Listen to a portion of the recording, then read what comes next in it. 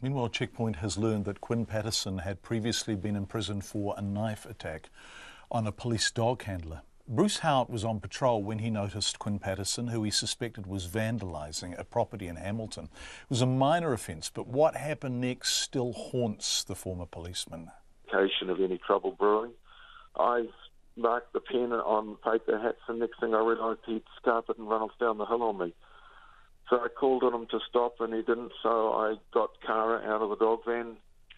So we chased him down the hill, and I got to the corner of Tisdale and Radnor Street sometime ahead of Cara. And then Cara arrived, and she went to the bushes at my right and started barking. So I went in to... Excuse me. Sorry. Oh, it's all right. What year was this, Bruce? 1983. Amazing that it's so vivid for you. So that 1983, 80. Yep. Extraordinary. Yep. So what's that? 34 years ago. Yep. And you never leaves you. Yeah, it's absolutely vivid, isn't it? It's like you're there. I am. When it just unfolds as I start to tell it. That's why. Yeah. Anyway, he stabbed me under the bushes. Let's call it quits at that. And I managed to overpower him, and I got the knife off him, and I threw it away.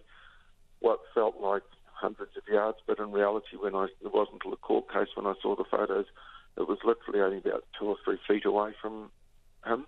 What I didn't know was I'd lost complete use of my left arm at that stage because the radial nerve had been severed.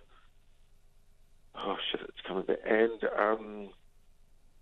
I managed to handcuff him. It was only a dog hand to do because you're used to doing that because you've got a dog on the lead. Yeah, of course, yeah.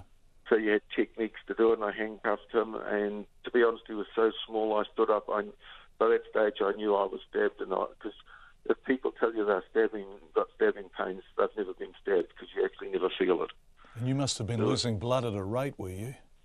Huge rate of knots. And so I picked him up. He was so small, I picked him up by his belt, and I was going to carry him back up to the police station because it wouldn't even be 100 yards away to the police station. I was going to carry him back. And I collapsed from loss of blood. And the only time a police dog is officially allowed to attack anyone without command is when they've attacked the handler.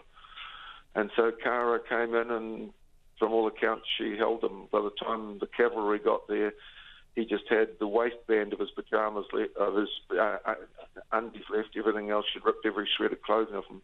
He had bites from the top of him to the bottom. But she was what we call the soft biter. She never broke skin. He just had teeth marks all over him. And the cavalry came, but at that stage, my memory is non-existent.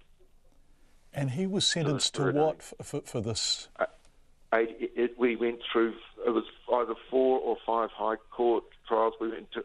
I was the very first time, and as I understood it in police legal history, that I was flown to the Court of Appeal in Wellington and had to give evidence. Usually that was just lawyers arguing, but I went there, and the judges granted another retrial. It was 4 or 5 I went through. I had to relive it, and in the end, the final judge says, we're going to convict him on grievous bodily harm because he was being done for attempted murder on me, because during it he kept telling me he was going to kill me with a few adjectives wrapped around it. And, it was, and he got sentenced to 18 months in prison, but because they get time off, they don't even do the full sentence. And I was living in Taumutu. I had a prison officer live next door to me, and he came and told me that he had been released on bail, and he was on parole, and he'd done a runner to flee the country. The nightmares I had from that night, I had nightmares for 4 to 5 years from it. Boy, it's raw still, isn't it, for you? I mean, you almost bled to death.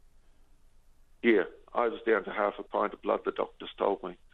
It took me over 10 years, probably more than 10 years, that if I was in someone's home and they swung around in the kitchen talking, holding the knife, that I wouldn't fall apart.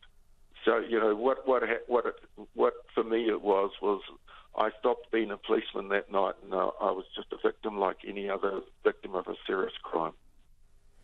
Bruce Howard, that was 3 decades ago. Bruce obviously thought he had dealt with it, but then suddenly, out of the blue yesterday, the name Quinn Patterson popped up associated with the shooting, and as you could hear, it was suddenly, instantly very real and very raw again. Meanwhile, Quinn Patterson's sister Gloria says her younger brother called her yesterday to say goodbye.